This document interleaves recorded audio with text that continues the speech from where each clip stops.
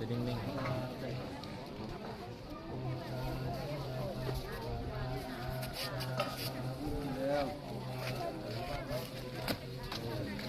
ผมคือผมเลยลงโอ้ผมก็อ้าลงไปเลย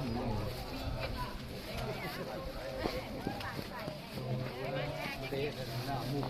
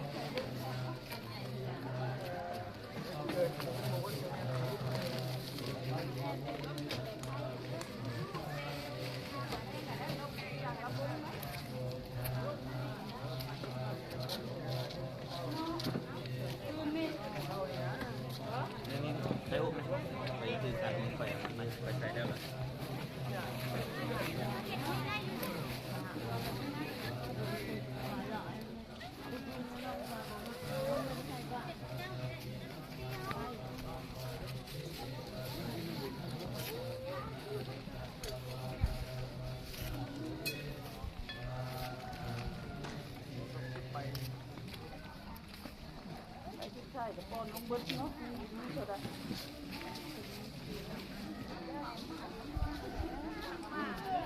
อยากให้ดีได้บอก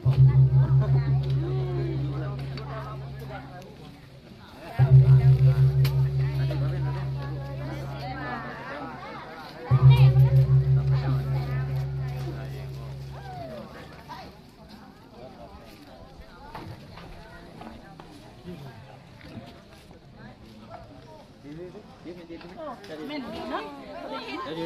กันเราแม่นดีที่ไหนโน่ไอ้กระโดดโอ้ยำมาใกล้ๆตัวจีย่ามเอาไปแช่ใช่แต่ผ้า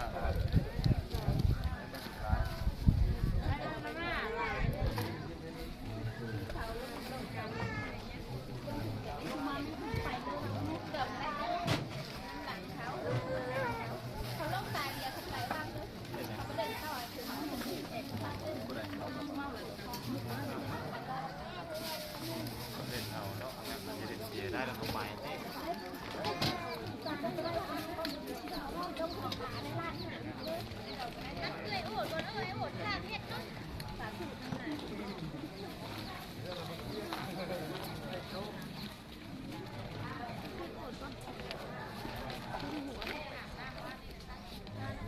ไทยย่อยไปทางไหนแล้วมาอยู่